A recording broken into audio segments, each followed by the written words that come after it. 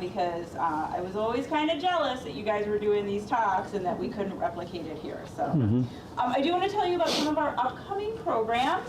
So our next base camp story will be with Wood County Parks naturalist Emma Taylor. She's going to be talking about traveling in Alaska, land-based traveling. That's on December 17th at 7 p.m. And then on December 18th, we have a full day of holiday celebrations. At 2 in the afternoon, we'll watch our annual holiday movie. This year, it's Holiday Affair with Robert Mitchum. It's cute. It's cute. And then at 6 o'clock, we have our holiday party with WGTE. So we're going to watch an episode of Doc Martin. We'll talk about tea. We'll have some hot tea. Probably have a cheese ball. I don't know. We'll have like fun holiday-y snacks and things like that. So we'd love for you to come on back to Way Library and join us in all of our fun events. And it is my pleasure to introduce Craig Spicer. He is program naturalist. I rehearsed it with the Wood County Parks, and he's going to tell you a little bit about our speaker. Thanks. So welcome again. This is our kickoff talk for our third annual, technically fourth annual, but we've been calling it Base Camp Stories for 3 years. So technically third annual Base Camp Stories adventure speaker series of talks. So the point of this series, if you've never been a part of it before, is that we're trying to get people who love adventure, love the outdoors, and want to share it with other people that live in Northwest Ohio or Southeast Michigan, whatever, this general area, to talk about their adventures, try and get other people connected with them, and hopefully even inspire you to maybe want to start to get outdoors yourself. You don't have to go to New Zealand right away. You can start by maybe just hiking outdoors if you want to go hiking and you've never been hiking before. Start hiking either by yourself or join a Wood County Parks program, or even get involved with a public club, even make some connections here, because we're all definitely interested in this kind of thing. But I wanted to make sure that it was all people that were speaking to you from our home, from Northwest Ohio area, because this is our base camp. And this is where we springboard off to all of our adventures. So, with that out of the way, I'd like to introduce Bob Rex. He has been a middle school earth sciences teacher for 35 plus years. Yes. Plus. Plus. Heard that one. I got a year in Michigan, but I don't want to say the word Michigan right now, but no.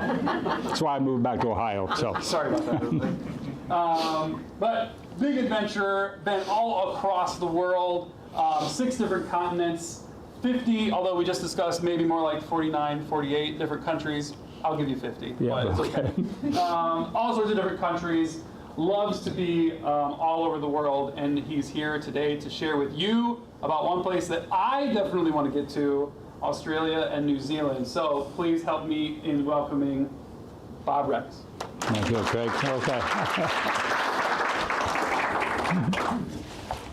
The first thing I'm going to do, which I'm sure you've been to places before, they always say, turn the cell phones off. I think mine is off, but I just want to double check.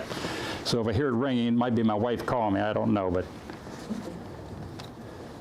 I think it is off here. Good, so we're okay. Okay, well, thanks for the introduction there, Craig. And I would just like to kind of talk a little bit about a trip I took a number of years ago. And as you can see, it's 06. That's a few years back right there. And I know some people wonder, well, why did you ever want to go to Australia or New Zealand? Well, my dad served in the war in Australia. He always had a lot of good things to say about the Aussies, and I knew some other people had been there before. And also New Zealand, which you can see right down the very bottom corner there. I have, and I think some people in there I've talked to that will probably know a couple people in Bowling Green that were in Lloyd Shelton and Bob Beard. And I played handball with these guys and traveled with them and different things. But I never... Lloyd went to New Zealand, biked there for a month or so, and he said, you've got to go there sometimes, Bob. And I said, well, down the road, I'm going to work on it, and we're going to go. And I decided to go. When did I retire from teaching in 05, and I went there in 06. And someone said, how are you going to stay? About a week or so? And I said, if I'm going that far, I'm going to stay a longer time. I ended up staying for 3 months. So, good while, and I still couldn't see everything. I mean, there's so much to do over there. And I started off, and really, being a bicycler, that was really what got me interested in that, going over to New Zealand, and I like to hike also. But I'm going to get my pointer here just to kind of make sure you can, I don't know if it shows up or not, but anyway, we noticed there Australia, a very large piece of land, and Australia is a continent. It's not an island. Some people think of Australia as an island, but it is a continent. It's one of our 7 continents. But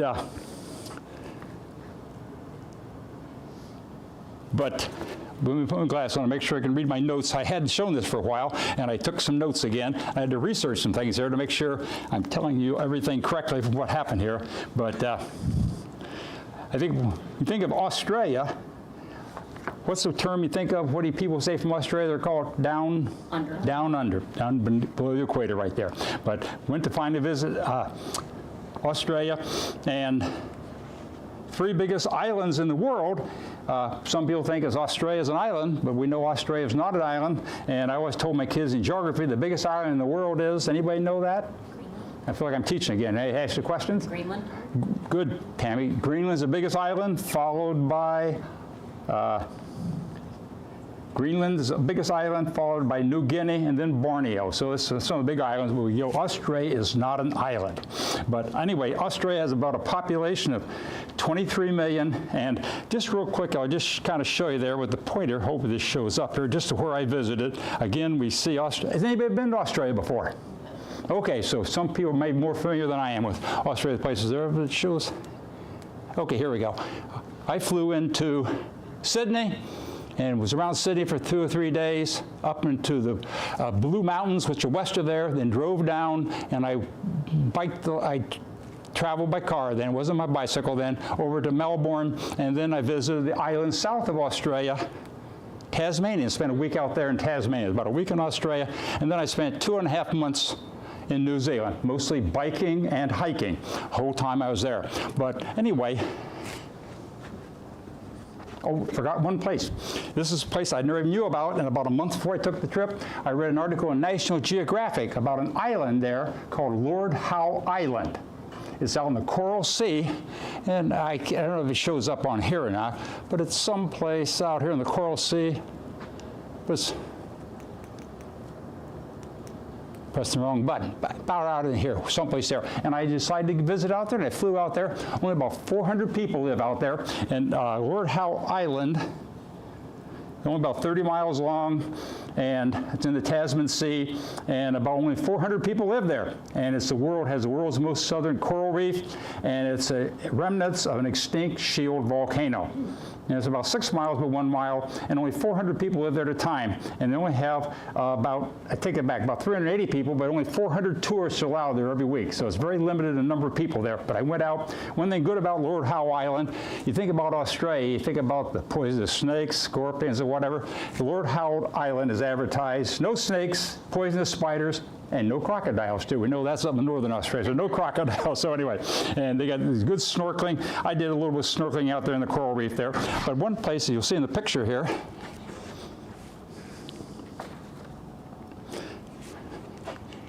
oops, okay.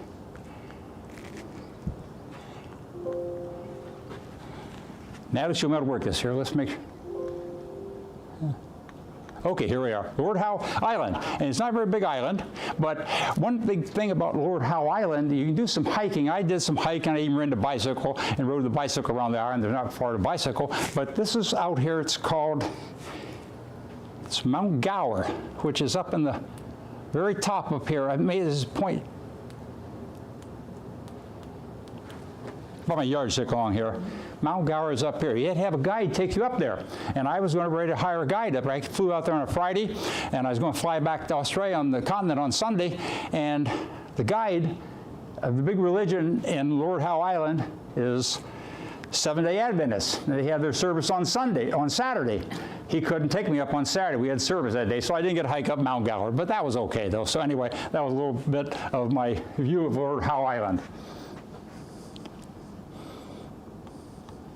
And this just shows some of the coral reef down there. I did some hiking up the top part of the island. Just a beautiful island, and again, very few people out there, and it was just a nice place to relax. And I really never heard about Lord Howe Island till a month before I took the trip. I read an article in National Geographic, and I said, what the heck, let's try it, and so I did. And this is in Sydney, probably one of the most famous landmarks I think we're all familiar with, the Opera House here. And just a few details about the Opera House. But this is the harbor. Again, a little history about Sydney, discovered by James Cook, and it's the capital of the state of New South Wales. And this is the Sydney Opera House. It was designed by the British architect, I think he was from Denmark. Utzon was his last name. He won the world's competition to design the Opera House. Started in 1957, was finished in 1973. Queen Elizabeth dedicated it. They have opera, symphony, and the Sydney theaters there. 1,500 performances per year, and this is again this is 05 statistics, more so now maybe, and it's attended by 1,500 performances a year, attended by over 1 million people, wow, and visited by 8,350,000 to take guided tours, which I took a guided tour, and it's considered a UNESCO World Heritage Site, and so. And the roof is made of precast concrete sections, 15 tons apiece. But it's quite a place. Has anyone been to Sydney Opera House?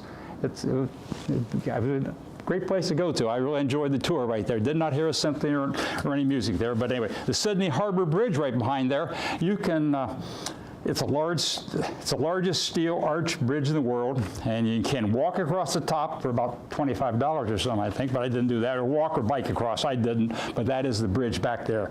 So anyway, then there I went down to the southern part, and I went down to what's called the Great Ocean Road. Oh, no, take it back. First, I went out to the Blue Mountains, which are a little bit, about 50 miles so west of Sydney, and some nice hiking out there. And you get that kind of the blue color there. There's a nice waterfall there in the park. I think the blue haze comes from eucalyptus trees, so that's where the blue haze comes from.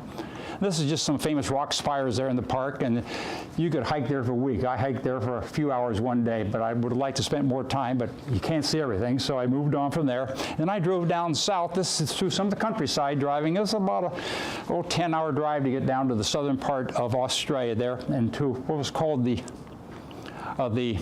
Great Ocean Road, and they have these big rock spires out there made of sandstone, and about a few years before I was there, people were out there walking on the right-hand side, and the bridge in between collapsed. So that's why it's not connected to the land anymore. And they had postcards goodbye talking about what happened there, but luckily I wasn't there at the time. But it's real famous for well, take it back. I met a bicycler, and I like to bicycle, and I talked to this guy. He was from Switzerland. He was bicycling around the world. So I shared some conversation with him there, and he was kind of loaded down like I was later on in my trip. And this is what's real famous. I think it was called the 12 Apostles there. And I think 2 or 3 of them have collapsed since before I came there, but that's a real famous part. And I kind of walked down and walked along the beach out along there. Just a beautiful, beautiful area there. And this just shows some of the Great Ocean Road. It kind of reminds me of the, probably some of you have been out in California on the Pacific Coast Highway from San Francisco to LA, or LA to San. That was my first bicycle trip I ever took. I never really bicycled too much, and somehow I made it up there, but it kind of reminds you of the Pacific Coast Highway. And when we think of Australia, we think of koala bears, and someone said, I said, where can I see a koala bear? And they said, just drive down the road about 10 miles to this golf course back there. You'll see a koala bear, and you'll see what they're usually doing, what they're doing during the day. Sleeping. And he was sleeping. He must have ran out of eucalyptus leaves to eat there or something. But that is a koala bear. And 2, we think of kangaroos. And they were, I don't know if they were the official grazers for the golf course, but they were out in the golf course. So you had to play through the kangaroos if you're out there golfing. And this is when I flew over to Tasmania. And Hobart is the capital city of the state of Hobart. And this may go back a while for some, but does anybody remember the famous actor who was from Hobart? He played in a lot of movies years ago, and as a kid growing up, I'd watch him. Remember the movie Captain Blood? Errol Flynn. Errol Flynn was from Hobart. So anyway, a little bit of trivia I found out. I didn't know that at the time, but Hobart. And this is in Tasmania. This is Port Arthur. This was a Australian penal colony, which they brought convicts down there, and I visited that there, Port Arthur, on the island of Tasmania. And two, we think of Tasmania, we think of the Tasmanian Devils, and they're kind of a, you wouldn't want to get bit with one of these. They got a strong bite, and there was an enclosure. They had about 20 or 30 of them. They brought some raw meat out there, and they were fighting over that meat, and so it was really quite, I believe you can go to the Toledo Zoo now and see Tasmanian Devils. They have some up there, I think, but they are threatened by a type of cancer right now, so they are, I'm not saying endangered completely, but they have some type of cancer that is threatening the Tasmanian Devils. And this is just showing some of the driving around there in Tasmania. I had a rental car, and I was heading up to a place right on the coast there. This is called Freshino Bay, and I did a hike up to that. There's a beautiful bay right there, and I hiked up there, then hiked along the bay and back up to where I'd driven the car. It was about an all-day hike, but a beautiful, beautiful area. And this is, I went up to what's called Cradle Mountain, right in the center of the country, and I did not hike on this part there. I walked out a ways, but I did some other hiking there. But there's a hike for about 30 or 40 miles that goes out and around and so forth, and it's not a dangerous hike, but you get in some swampy areas, they said, and you could, your legs could get down in the mud or whatever, so I wasn't doing that. But this was, I think, you see it's, there's mentions on the trail, but it's quite a beautiful place to hike. This was a kind of a picture there of Cradle Mountain, right in the very top there in the left right-hand corner right there. But this was on a hike I did there, and this was right in the more or less the center part of Tasmania. And this was down around, again, down close to Port Arthur again. This was called Hell's Gate, because the prisoners that were in there, they were saying that once you came through there, you were in hell because you were never going to escape from there. It was kind of a bad place right there, and they had a lot of convicts there in this Port Arthur. And two, I traveled through Tasmania, and this was a Swiss-built railroad. They did a lot of mining around there of minerals and lead and zinc and copper and so forth. This was a special type of railroad built by Swiss engineers that had to go up some very steep land. And it was, I forget all the details of it, but it was built by a Swiss engineer. And this just shows you some of the river there, but unfortunately, part of the river there in Tasmania has been polluted by some of the mines and the minerals leaching out into the river. So I don't know if that would have been good drinking water or not, but it just shows you some of the terrain there in the center part of Tasmania. And this was around a town there. Some of the mountains where they've mined at and so forth have become kind of denuded, but it was kind of famous for land, for tourists there. A lot of tourists would come there to see it, and the town you see is down the left-hand corner there, but I spent a day there, did a little hiking around. And I think we'll kind of go on to New Zealand. I might get these out of sequence. I'm not sure here. No, there's the North Island. And anyway, I spent about 3 weeks in the North Island, and I spent about a month and a half on the South Island. And if it shows up or not. There we see Auckland is right up in here. And I flew into Auckland, and then I bicycled down through here and down to the very bottom part, Wellington, which is down the capital of the North Island, the capital of New Zealand, and then biked, and then crossed over the ferry. And a town called Picton, I think it shows a better map there. And I started bicycling there, and I bicycled down the west coast there, and finally came across to Christchurch, which was on the eastern side of the island right there. I think the next slide might show a little better detail of that, but.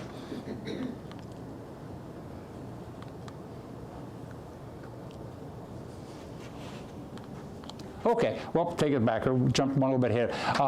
It helps me know some friends in certain places, and my friend Bowling Green, Bob Beard, he knew the man in the middle and his wife right there, and they lived in Auckland. And I spent a couple of nights with them there, and we were just kind of at their dinner. We had a glass of wine, but they helped me get acquainted with the area to go to and so forth. I did spend some time in Auckland there, touring around there, but they lived in Auckland, and this was kind of getting ready for the bicycle trip later on.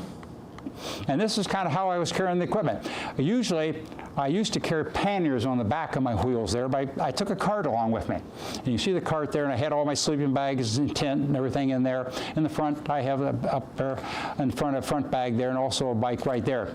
But the one thing in New Zealand, you drive or bike on the left-hand side of the road. So I had to be a little careful there, and I did have a mirror, and I kind of adjusted, so I was able to do okay. So the road was pretty good, but this was my means of transportation.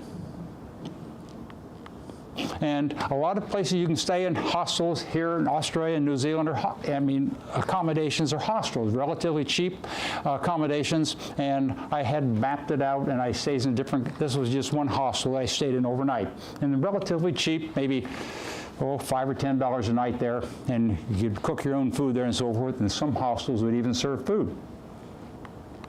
And this was just bicycling there. Some again on the North Island. I think this was used to be a volcanic cone there, or maybe a lake formed by an extinct volcano, but very, very beautiful. And I was there in the summertime too. I was in February, and so if it was nice weather, but they did say you had to be careful about the sunshine because the ozone layer, I don't know, down there, and I always wore a lot of sunscreen there to protect, it seemed like, but nothing really too bad happened. But talk a little bit about the Maori later on, but the Maori are an indigenous group of people in Tasmania and make that New Zealand. They're Polynesians who came there. They were the first inhabitants of New Zealand. And the Maori, a lot of the churches and buildings are designed, the wood carvings there.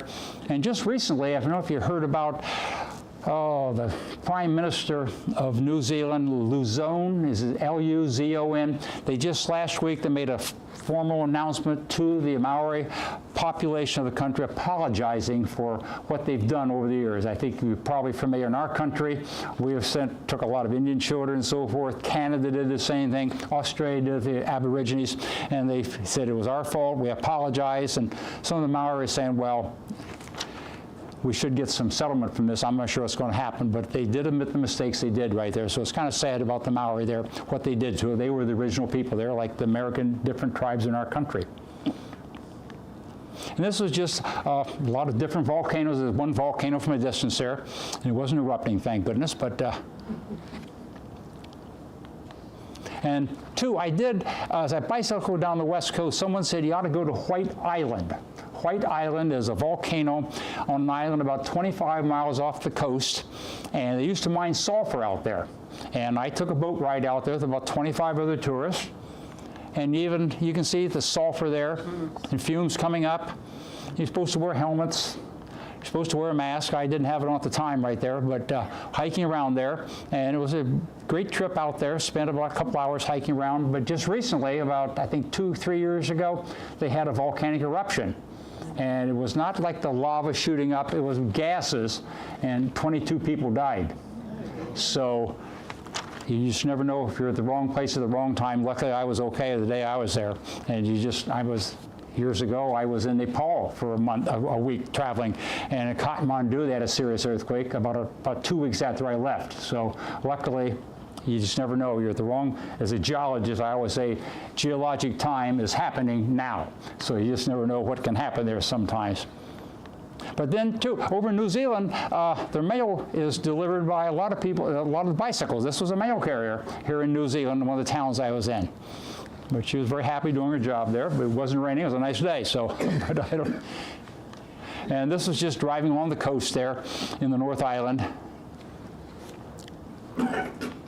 And this was down at, I believe it was Gisborne there, and this is where James Cook came ashore at. And this is this is part of the New Zealand first sees the sun coming up there. This is on the west coast there, make that the east coast of the North Island.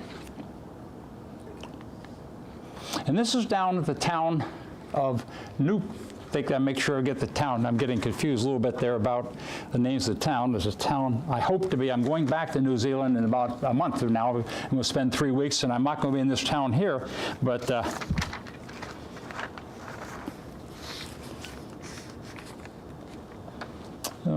this is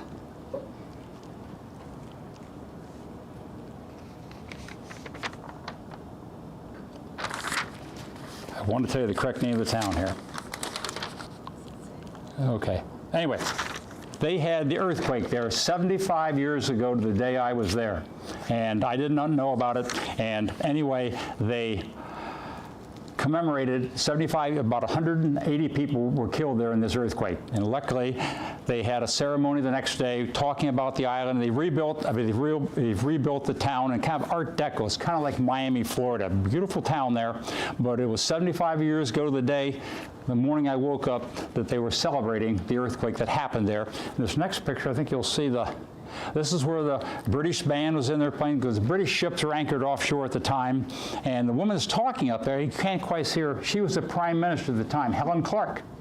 And she was the prime minister there. And I remember after the talk was done, she just walked right beside me. I'm thinking, I couldn't believe it. I said hello, and she said hello to me. And I just can't imagine President Bush of our country to walk by, or any president right there to have security people out there and so forth. But that was Helen Clark, who was the prime minister at that time.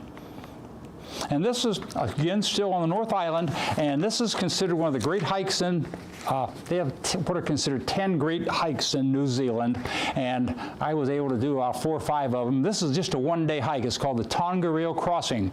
It's about 12 miles, and they drop you off, and you hike up over these mountains and around and so forth. They pick you up at the end of the day. But it's a great, great one-day hike. And this is just kind of hiking up to that point I showed you there in the earlier slide, going up. And shows some of the volcanic lakes there. And one of the volcanoes there, I think it was in the movie Lord of the Rings. They filmed some of that, was in there.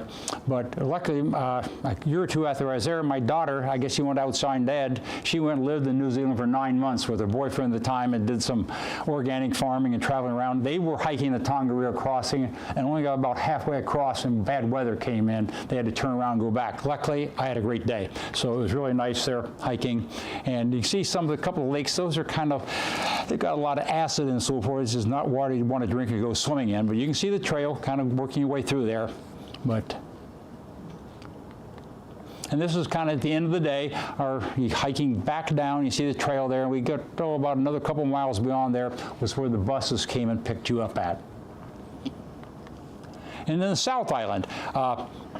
Traveling on the South Island, I traveled, I'm going to use my yardstick. It's better. I brought a yardstick here. I thought I did someplace, made to point things out here. I set it down here, maybe not here.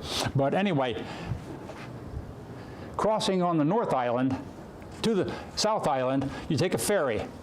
And you go from Wellington over to Picton, and Picton's a town in here, and I know there's a great trail there called the Queen Charlotte Trail, and I did a hike on that for one day, and I think when my wife and I go back there in a month and a half, we're going to hike on some of that trail, and then I bicycle along here through the Milford Sound up here, and then over here to Nelson, which is a beautiful, and they have a hike there called the Abel Tasman hike, and I did hiking on that for 4 or 5 days. It shows some pictures, and then bicycled down the coast here, and finally got down to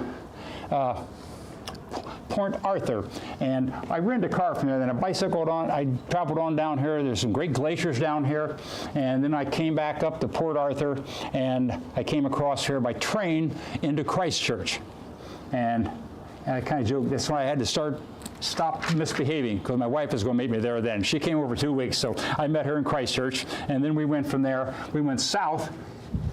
And we drove along the coast and went down here, different towns, and down here the Fiordlands National Park. There's a lot of great hikes down there, and we did 2 of them, which I'll talk about here in just a little bit.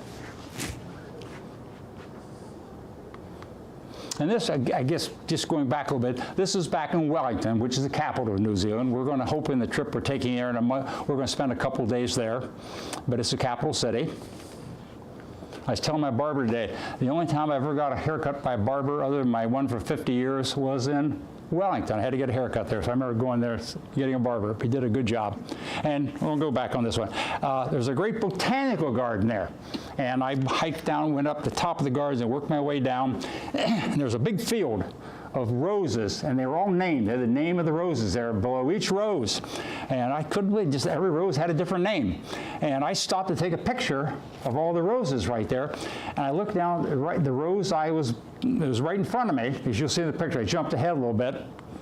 It's called the Sexy Rexy Rose. So I don't know if they knew I was coming or not or whatever there, but I thought that was, what are the odds? There are hundreds of roses there. So you've all seen the Sexy Rexy Rose now, for better or worse there. So I'm gonna move on from that. But this is a Maori who was along the coastline, right in the town right there, and he was diving down, and he would bring up sea urchins. And they cut those in half and they eat them, I believe. I remember he cut it in half, and I'm just standing there. He said, "You want to try a bite of it?" He scooped out, and I ate some. It was okay. I survived okay, I guess. But anyway, that was a sea urchin. I've heard of sea urchins before. It's the first time I saw a sea urchin there. But this is, I took a mailboat ride, and they went up through the Milford Sound from Picton, and they went around to different homes. That's how they get their mail. The mailboat goes there, and they dropped me off at a place. Then I hiked back into town along the Queen Charlotte Trail. And this is kind of showing you the boat that came into Picton, where I came across the Tasman Sea there to get to Picton. Now this is when I was biking along the northern coast there, and I went through a town called Havelock, small town, and you see in the background there, the green building is a former schoolhouse. And I was a hostel, and I spent the night there. And just a little bit of details about the schoolhouse here. This was the home of, anybody heard of Ernest Rutherford? He was a Nobel Prize winner from New Zealand, and he was the man who discovered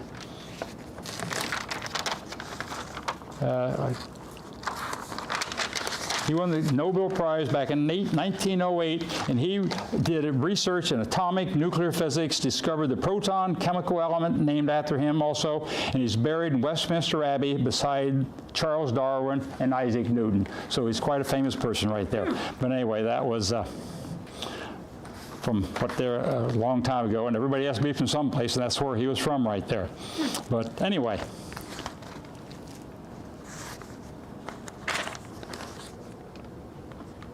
And this is just showing some of the biking. Havelock was the background there, and kind of biking along through the valley there and showing some of the scenery there. And too, in New Zealand, they have a lot of one-lane bridges. You have to yield. Cars coming there, they get the right of way to come in before you, or you get there before they are and you have to go across. But it's a one-lane bridge, so you had to be careful about that. Now, with bicycling, so it wasn't quite as bad there. So this was kind of bicycling along some of the road I was on here. You notice my bike's on the left-hand side of the road. That's where I stopped at, because I had to bike on the left-hand side of the road. And the roads were pretty good, but it just shows some of the scenery there. Beautiful land. And this shows you, we got to Nelson, and I did this 4-day hike on the Abel Tasman Trail. And they said the first day, you had to kind of go through the forest there and so forth, but he had the option of kayaking up there. And I was with a person in front and behind. There's about 4 or 5 of us. We kayaked the 10 miles up there, and we went up to finally to a well, I think I'll show the hostel later on. But one thing you had to be careful about the Abel Tasman hike, and if we do it with my wife when we'll be there, you had to time things. This is, there's like 4 or 5 hours of low tide you walked across. And if you mistimed it, you could not walk across there. So as you can see, they kind of give signs there, but it was a low tide, so I was able to walk across to the next and continue the trail going forward. And this just shows some of the scenery there on the Abel Tasman Trail. Be up and down. I went swimming a couple times there in the ocean, and I was lucky. It was very good weather. And they say Nelson has one of the sunniest places in New Zealand right there. So I was very lucky with some good weather right there on my hike. This is just going biking back on the bicycle. This was a sheep shearing barn. They do a lot of sheep shearing over there, and I didn't actually see them shearing the sheep. We used to shear sheep on our farm, but I didn't shear them. But my dad and my uncle did, but they were shearing the sheep in there. And too, they have elk there in New Zealand. But they raise these for meat production, and they do sell the antlers too. They're supposed to like grind them up, maybe an aphrodisiac. They sell them to people from Asia. I'm not sure. But at nighttime, you'd hear these elk. They make the weirdest noise, like a trumpet blowing or something. It was really kind of unnerving at night. You hear them there. And two, all the roads, sometimes you had to be careful. This was cattle would come across. So I had to wait a while before I got across. They could move the cattle from one field to another cattle, and this was considered a cattle crossing. And this was when I went down to Franz Josef Glacier down on the west coast a little bit there.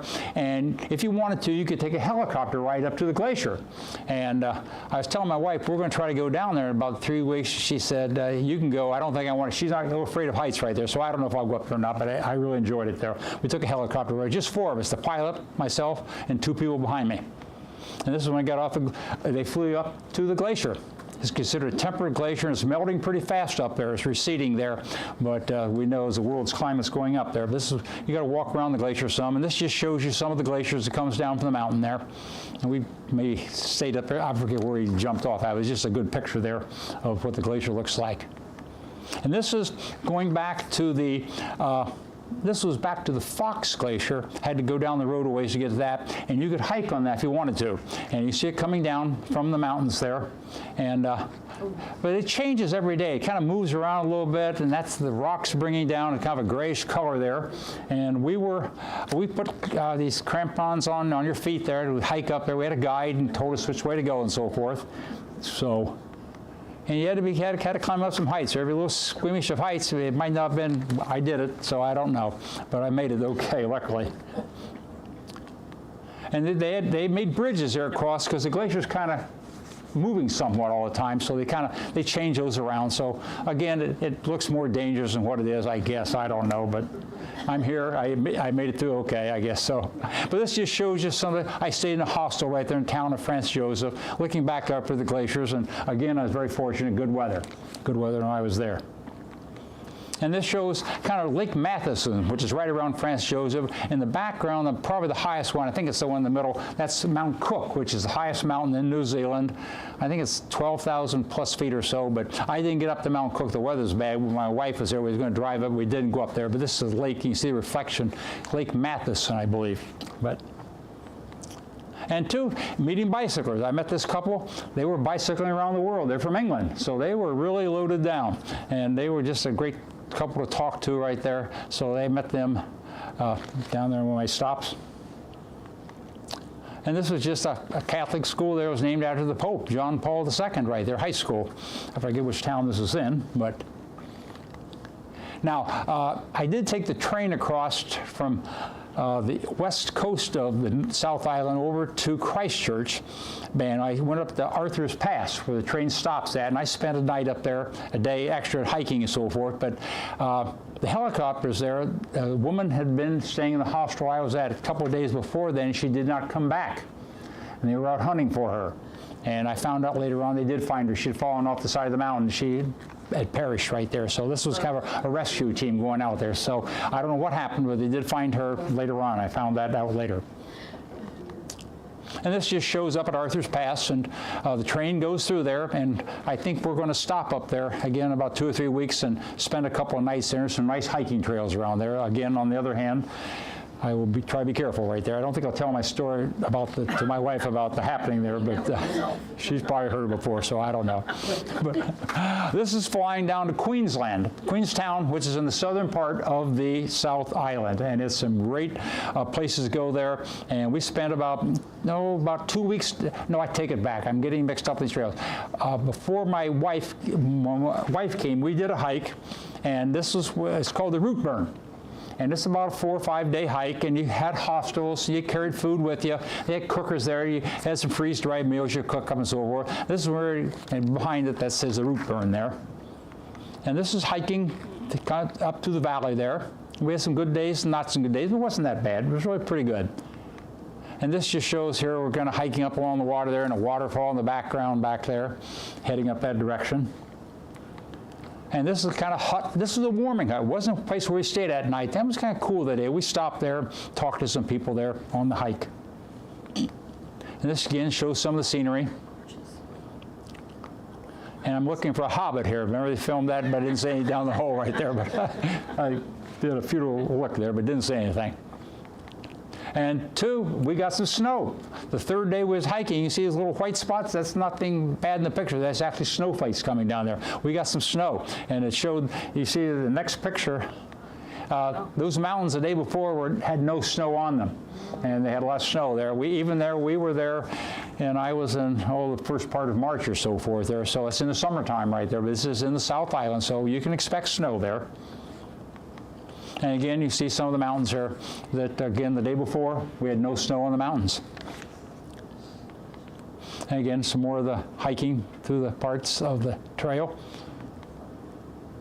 And the highway down there, that's about when we finished up our hike. We got picked up by bus at the end of the hike at the end of the 5th day to take us back to where we started that, I guess, where it's at. And this is getting down to, there's another hike that I did with my wife. We took a boat ride down to Milford Sound. There's a hike down there called the Milford Track, and it's considered one of the best walks in the world there. And was very fortunate. I just read about a few years after this, I looked on at the Milford Track, and they said the reservation, it only takes 50 people a day on this. The 50 people start out, the next day 50 people behind them. They said the hike for 2 or 3 weeks sold out in about a half hour or something like that. So I was lucky. I did it months in advance right there. So you have to, I was lucky that I was able to get on that. But we did a boat ride there with my wife. And we had a lot of rain those days and waterfalls were coming down. This is when we finished up the Root Burn hike. And we went there and through the boat ride on the Milford Sound. And 2, I think you probably all heard New Zealand's famous for the bungee jumps. I had an option to do a bungee jump, and I declined. I didn't want to do that, but we did watch people doing the jump down there. You can see it. And this, I think this was the location where it first started at, the bungee jumps here, this part on the South Island there. New Zealanders are famous for doing a lot of adventuresome things. And this shows that that's the person right there. And hopefully he's got enough cord that he gets the water and bounces back up. He doesn't keep going to the water. I've heard there could be some miscalculations. I don't know. But again, I did not try that. And 2, you know, New Zealand is famous for a lot of sheep. I think we have 5 million people in New Zealand. At the time, the last statistic I saw was like 25 million sheep. And sheep were brought to New Zealand because of the drought in Australia. That was years ago. And now New Zealand may have more sheep than Australia. But we were at a county fair, and they had a kind of a contest going on there, and he had to guide your 3 or 4 sheep with his dog, giving him commands to move the sheep in a certain direction right there. And someone told us he was the winner the year before, but his dog lost the sheep and they got away or something right there. But that's a border collie, and we used to have border collie. We had sheep on our farm. We used to have a border collie. I don't think he was trained as well as these were, but anyway, he had kind of moved the sheep around for us sometime. But this guy was guiding the sheep there through a contest. And then here's another unusual contest was going on. You see the horse rider, he's got a big dead rabbit. Yeah. And he's pulling the rabbit, and he kind of kept going back in front of all these people. And all the people there, Jack Russell Terriers are very popular in New Zealand, I guess. I never knew about a Jack Russell Terrier, but a friend of mine in town had one. But he kept moving the rabbit in front of the Jack Russell Terrier. Then he took the rabbit out in the middle of the field, about 50 yards away. Then everybody was supposed to let the Jack Russell loose. And whoever got to the rabbit first won the contest. Well, this is the picture. They're just going everywhere. I don't know. But these are running around there. But that was kind of unusual. I never knew anything about that. So that was kind of a neat experience. And this too, I'm a Rotarian right there, but they had a contest the Rotary's putting on, the Wanaka Rotary, and a person would put his fork in this bag of straw and pitch it backwards over top a certain height, and whoever did it the best or something, I don't know. But it was put on by Rotary there, and you know, so that's. And this is my wife. We were in Christchurch, and there's a town right out on the edge, on the kind of peninsula sticks out from Christchurch called Ankarora. I think it's a French town. A lot of French settled that right there. We were out there hiking around someday, and the town's in the background back there. But we've got again, lucky, nice day to be there.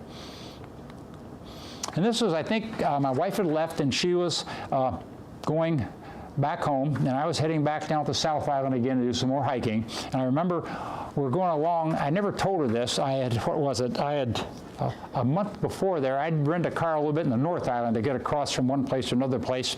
And I remember coming around down some mountains there, and I came around a turn, and all of a sudden they had some construction going on. It was a Sunday. Nobody was there. Well, I was speeding. I was going 45, I guess, and a 25, and he stopped me.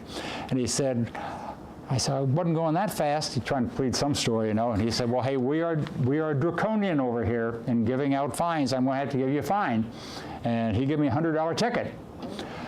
And I said, how should I go about paying this? And he says, well, don't tell anybody I told you this, but we're probably not going to come and get you. So anyway, I didn't pay the ticket. 2 or 3 weeks later, I got back home. Before I got back home, I called my wife there, and I was driving the rental car down to Queenstown there, and I remember the first thing he said, "You're not driving the car now, are you?" And I said, "No, I'm just stopping alongside the road," which I was. And then she said, "You're not speeding, are you?" The letter had come home that I had a speeding ticket, and I had to admit up to yes, it was $100. So I never paid that. But my travel agent said it might be a good idea if you're going back to New Zealand again, which I am again in about 3 or 4 weeks, and she said, call the Department of Ministry. And I called them. I talked to a girl right away. It even had a website you could pay your fine. And I told her about this. I even knew the exact day I was there. It was January the 6th in '06. And that was the day the Super Bowl was going on. Pittsburgh Steelers were playing somebody. I'm not a Pittsburgh Steelers fan, but it had updates on the radio. So I'm listening on the radio, so I knew the exact day. It was January the 6th, or February the 6th in 2006. And I gave him a name and so forth. She looked it up and she says, "That's $300 now," or something like that. I thought that's what she said, but she says, "You're all good. You're okay." That's what she said. I'm good. But I am going to call back, and I want her to email me something, so when I go in the airport, that I don't get a red flag and I have to go back home or something. So, true story. Anyway, so we'll see what happens. And this is going down the town, down on the coast there, and Dunedin, I think his name is a Scottish town, but my grandparents were McGregor, so I thought it was a neat picture there, McGregor, Scottish name. This is going into that town of Dunedin there by driving my car there. And two, they have a lot of signs up about speeding and so forth, and it says it's not a target, drive to the conditions, like which I wasn't that one day, and I guess the speed limit there. And this was a man I met at the hospital down in Queenstown, and he was a hiker, and he was hiking the North Island and the South Island, walking all the way from the North Island to the South Island. He was from England, and I remember talking to him right there.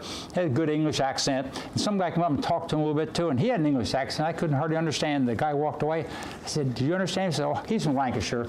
That's a certain accent, you know, they knew or something." I remember he said, "Oh, that guy's from Lancashire," so I knew his accent. Anyway, and this is when I did the hike on the Milford Track, and we took the boat over to where you started the hike up at, and this is the Milford Track, and this is kind of the starting point right there. And they only take in 50 people a day, I believe. And the next day, 50 more people come in to stay at huts, and even all the huts, they have helicopter pads because the weather can get so bad they could come and pick you up and take you back out. Luckily, I was okay, but this is hiking up the valley. We had a lot of rain that day, but as you can see, hiking up there, they had posts up there that tells you which way the trail, because the water could come up that high right. You had to be careful hiking there. The water wasn't up there, but the next picture we had to hike across the water. It was almost up knee deep or something. There's a guide or telling you you're okay to hike and hike across there, but it's kind of raining most of it during the day. But you see some water coming down from the side, and it just shows you just beautiful scenery and the water coming down. It wasn't a torrential downpour, but again, a lot of rain. And this just shows some of the waterfalls coming off the side.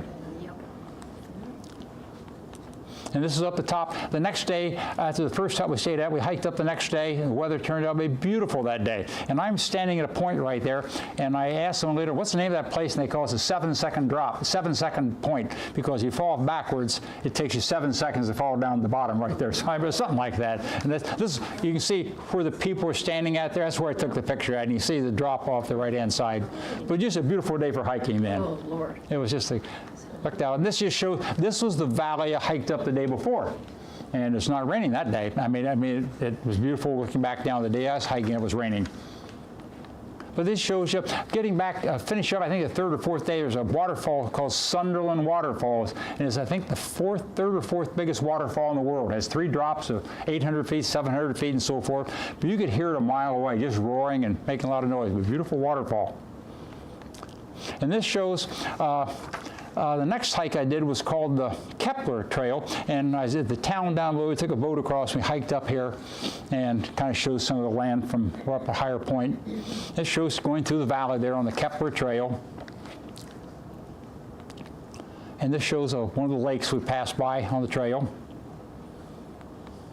This shows they had like campsites there for you. I mean, you could stay. You had these already reserved for you. They had gas cooker stoves in there. They had these good freeze-dried meals. You cook up stuff. And I took some cheese and stuff along there. So I ate pretty good along the trail there. So we stayed in one of those every night, which is nice. And this man, he was out catching some fish here. He caught some trout, I believe, and he cooked it there, he put it in some tin foil and so forth, and he had some good fishing gear, and I said, where'd you get that? And he said, well, I got it from Cabela's. And I said, I've heard of Cabela's before, so he got it overseas there, but he gave some of his trout that he caught. Now, these two girls here, I met them on that day I did the Kepler hike, and has anybody here played cribbage, card game? It's a card game I played all my life. And my dad taught us, when he came back from the war, he taught all of their family the game of cribbage. Well, these two girls, they were from Austria and Germany. They were going to veterinary school and in Munich, and they were hiking there, and I saw them eating that night, didn't really talk to them. The next day, they happened to be at my table eating right there, and I just started talking to them, and the girl on the right had been in the United States for a while, going to school, and what was it? They said, oh, we play, I said, what do you remember? I said, we played some card games over there, and she talked about some game, I can't remember what it was, and they asked, do you know any card games? I said, well, I know this game of cribbage.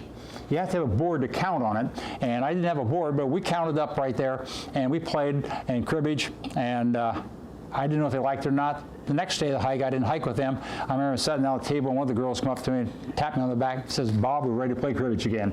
So we played cribbage, and if anybody's familiar, that's a perfect hand, a 29-point hand right there. So they didn't get 29 points. A few of us played all my life. I think I never got a 29 hand. But anyway, the year after, 2 years after that, I kept in touch with them. That first year at Christmas, I sent them both a cribbage board, so we didn't have one. And then a year after that, I kept in touch with both of them. And my daughter and we were traveling in Europe, and we were in Berlin, and we were in Munich, and I let them know ahead of time, and we met them, we played cribbage there. So it was kind of neat. So that's been a few years ago. So they're working the dogs and cats or whatever right now, so they're veterinarians, I guess. But anyway, this is, I did one more walk there, hike up, took a boat ride up through Milford Sound right there, and just kind of show some of where he's down there, taking a boat ride through here.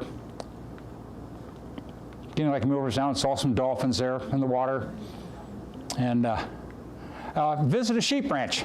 And went out there, and this man had sheep out his ranch out there, and spent the day and night with him right there. And he had two different types of dogs that herd the sheep up there, and he was herding them in around there. And this was, can't remember his first name now, just a great guy. We had a good time. He said, you have more sheep than we had on our farm, but he did a pretty good job of getting his sheep rounded up. And this show, now believe it or not, I didn't make sure on the previous slide, there's 3 islands on the southern part of the South Island. You can go to Invercargill, the southernmost town, and from there you take about a 30-mile ride out to what is called Stewart Island. It's a small island, and I went out to Stewart Island for the day. Even ran a little motorcycle and rode around for the day, and they got a big hike that goes all around the island for 20 miles or so. I did not do that, but Stewart Island is a 3rd island there in New Zealand. And they have what's called the Presidential Highway between 2 towns, between Clinton and Gore, and that's why they call it the Presidential Highway. So that's the name of it there. And one last thing I took some notes on today. I think when we go to New Zealand, what do you call New Zealanders? Kiwis. Kiwis. Okay, it's a flightless bird. And I took some notes here. We know Kiwi is a flightless bird. Kiwi is an informal name for people who live in New Zealand. And it's also, I think we're all familiar with the kiwis. We get them in the grocery store. Mm-hmm. We got the edible hairy fruit with lots of seeds. But the silver fern, which is a fern, and you turn it upside down, it's white. And that's a symbol for New Zealand. And it's a symbol of New Zealand's national identity since the 1880s. And to the Maori, it was called the elegant shape of the frond, stood for strength, stubborn resistance, enduring power. And to the Pekaha, those are the Europeans who came to New Zealand, and they were of European descent. And after a while, they were outnumbered by the people that, besides the Maori, which make up about 800-some-thousand now out of 5 million, the Pekaha were outnumbered, and they were natural-born New Zealanders, so they changed the name right there. So they called themselves the again, the Pekaha, the ferns symbolize their sense of attachment to their homeland. And we even have the rugby team. We heard of the rugby team in New Zealand called the All Blacks. Yes. And they'll do the famous, you ever seen do the famous dance, the haka, dance around there, they dress up and have the real facial expressions and so forth there. But anyway, the fern's appearance is a national symbol when the Pekaha decided they wanted to be New Zealand's Atherall, because the census figure of 1886 that the native-born Pekahas exceeded the ones that came from Europe right there. So that's the name they're given to people in New Zealand, besides the Kiwis too, which you know is a flightless bird right there. So anyway, I don't know. How many people have been to New Zealand? Or anybody ever been to New Zealand? Okay, that's what I thought. Hands right there. So beautiful country, and I'm going to go back again right there and hope I don't get the speeding ticket, but we'll find out there what happens there. So anyway, we'll see what happens there. Anybody, any questions? I'll be glad to answer anything right there about that. Bob? Did you keep track of how many miles you walked? A good question on the miles. I biked about 800, and I probably hiked a couple hundred, you know, in between just hiking the daytime. That trip? Yeah, that trip there. So I did a lot of hiking right there and kind of. Did you wear out your shoes? A little bit there, but you know, kind of after a while there, you want comfortable boots you're hiking. I've hiked over in England, some in different places in the Alps, whatever. You know, you want comfortable shoes, just like a bicycle. And bicycling is not as difficult as it may seem. If you get a comfortable seat, that makes a big difference. I know that makes a big difference here. Well, I know some people with bicycles in here that do that. Gene? Did you take your own bike? I took my own bike. Where did you put it when you were hiking? It seemed like you hiked your own bike. What was it? When I finished up the trip, I took it to a bicycle shop in Christchurch. I knew I was going to fly from Christchurch. We rented the car, went down the southern part of the North Island. So I don't know how I worked it all out there, but somehow I did. I'm not taking the bike on this trip, but I'm just going to do hiking in New Zealand this time. Well, my wife, we were going on a trip in, oh boy, we're going to go to Holland in the springtime. She wanted to see the tulips. So we're going to do a bike and a barge trip from Amsterdam around and see all the tulips. But then we are going to go to England and hike along Hadrian's Wall. So we're going to do some walking over there. So I don't know. I'm retired. I got time. I'm getting older. I'm slowing down. So I got to do all I can right there. So if any of you haven't been out there hiking or biking or whatever, start doing. I know James walked the